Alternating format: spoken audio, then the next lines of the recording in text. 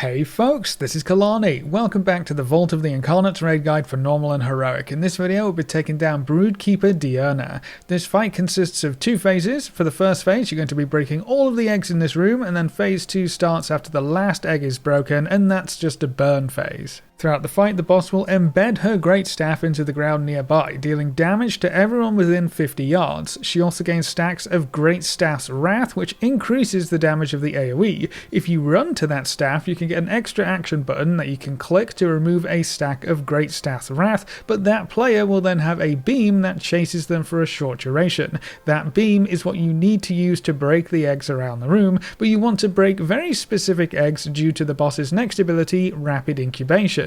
The boss tries to hatch 2 nearby eggs. Those eggs will have a timer above them, and if that timer runs out, the eggs hatch, a big proto-dragon pops out, and you probably die. So you need to take the boss near clusters of eggs, wait to see which ones are being incubated, and then use the staff's beams to destroy those eggs. After each set of eggs is destroyed, you want to take the boss to another cluster, and so on and so forth until all of the eggs are destroyed. If an egg ever hatches, it is incredibly difficult to come back from, so be sure to break every egg that gets rapid incubation. On heroic, whenever you break an egg, the boss deals raid-wide AoE damage and increases damage done from that AoE for 10 seconds, so you either have to stagger your egg breaks really well or use some big cooldowns and defensives. The boss is also going to use Wildfire. This deals damage and damage over time to anyone within 50 yards of the boss, and you also have Fire Swirls to dodge. Icy Shroud applies a healing absorb to all players within 50 yards, so heal that up quickly, and then the boss also uses Mortal Stone Claws on your tanks.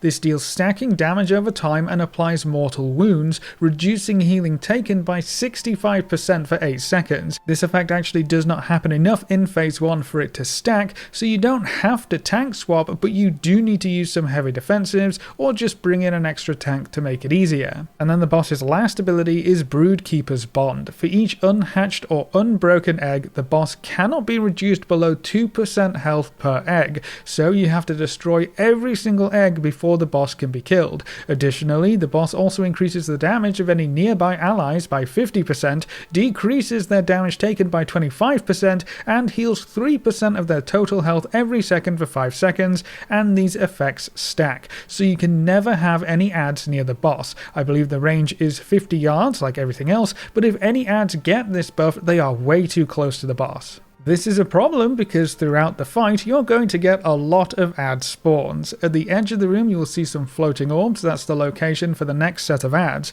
so you have to make sure the boss is not nearby but still close enough to some eggs to break them when you get the chance. Due to the Keeper's Bond, you will need one group, including at least one tank, some healers, and some DPS to stay on the boss dealing with the egg breaking, while another group deals with the ads. Some ranged DPS may be able to be flexible here, but your top priority is keeping the ads away from the boss so you can actually kill them. It's going to be a balancing act, making sure you have enough damage on the boss to actually kill it, while still having a strong enough ad group that doesn't get overwhelmed. Having strong cleave damage in the ad group is a good idea too. There are a lot of different ads that can spawn. Legionnaires are low priority and just deal extra damage. Mages will cast Ice Barrage, so interrupt that whenever you see it. These two are both small ads, so they're going to die pretty quickly. Tesseract Earthreavers will use Tremors. This is a cone attack that is very easy to dodge, and on heroic mode they use Burrowing Strike, which deals a lot of damage to the tank and reduces their armor, so you need to kill them quickly. Flamebenders are going to plop down flame sentries. They're big flamethrowers that slowly rotate, so you need to dodge those. On heroic, they also cast Cauterizing Flash Flames, which is a huge AoE heal, so that needs to be interrupted. The Juvenile Frost Proto-Dragons have a nasty AoE that deals damage for about 6 seconds to everyone within 50 yards and reduces their movement speed. On heroic mode, they also leave heavy bleeds on your tank, so they need to be killed very quickly. Draconid Stormbringers will use Ionizing Charge. This is just a little AoE around several players, so stay spread out with it, and on heroic they use Static Jolt that stuns players and buffs the ad, so that needs to be interrupted as well.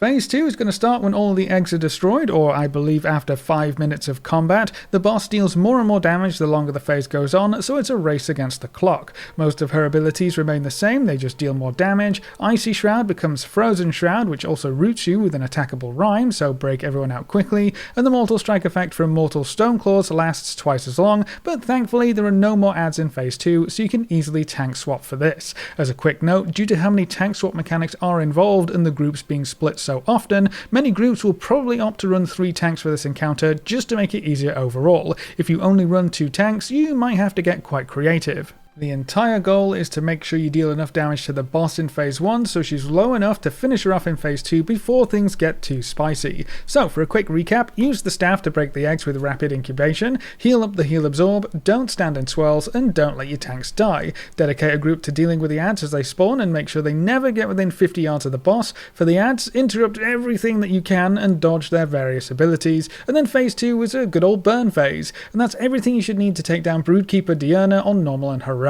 Stay tuned for more boss guides for the Vault of the Incarnates raid. Thanks for watching, folks. Good luck and have fun, and as always, I will see you next time.